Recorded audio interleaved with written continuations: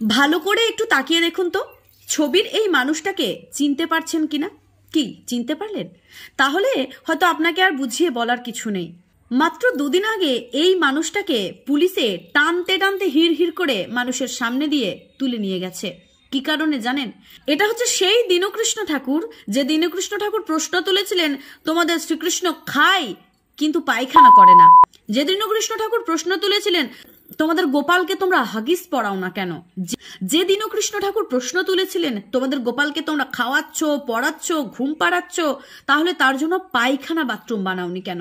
যে দীনকৃষ্ণ ঠাকুর প্রশ্ন তুলেছিলেন তোমাদের দেবী দুর্গার তো 10টা হাত, কি করে 10টা হাতে 10 বার ব্লাউজ পরেন তিনি। সত্যি ভাবতে অবাক লাগে, তাই না? এই দীনকৃষ্ণ ঠাকুর হচ্ছেন আসলেই একজন নামধারী ছদ্মবেশী মানুষ, যার নামটাও আসল নয়। এনার নাম হচ্ছে সূর্যপদ নস্কর।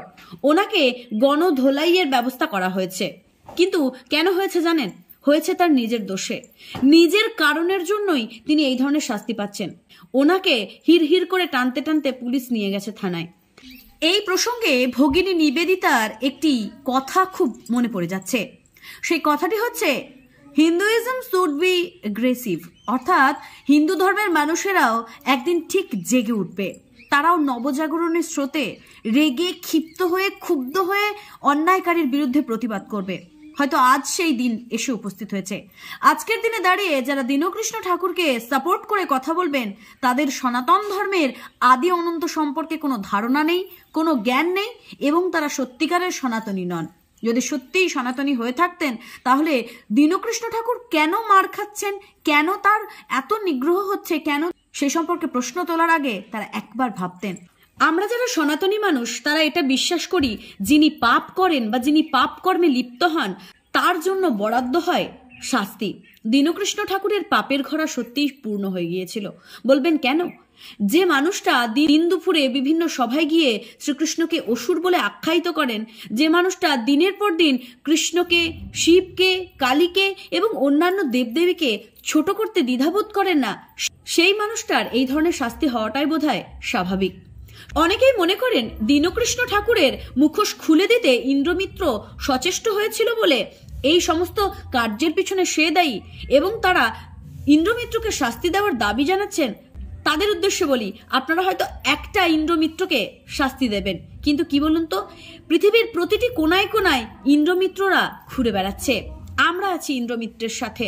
ইন্দ্র কখনো ভুল কিছু বলেননি।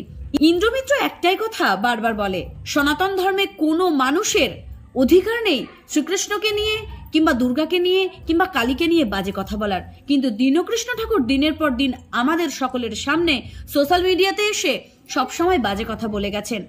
আমরা চাই এই দীনকৃষ্ণ ঠাকুরের প্রতিটি অন্যায়ের বিরুদ্ধে প্রতিবাদ করতে। শুধুমাত্র একটি বা দুটি এলাকা নয়, প্রতিটি এলাকাতে এই দীনকৃষ্ণ নামক যেসব রক্তখেকো নরপিশাচরা রয়েছে, যারা সনাতন ধর্ম নিয়ে বাজে কথা বলতে পিছপা হন না, তাদের প্রতিটি অন্যায়ের বিরুদ্ধে প্রতিবাদ করতে।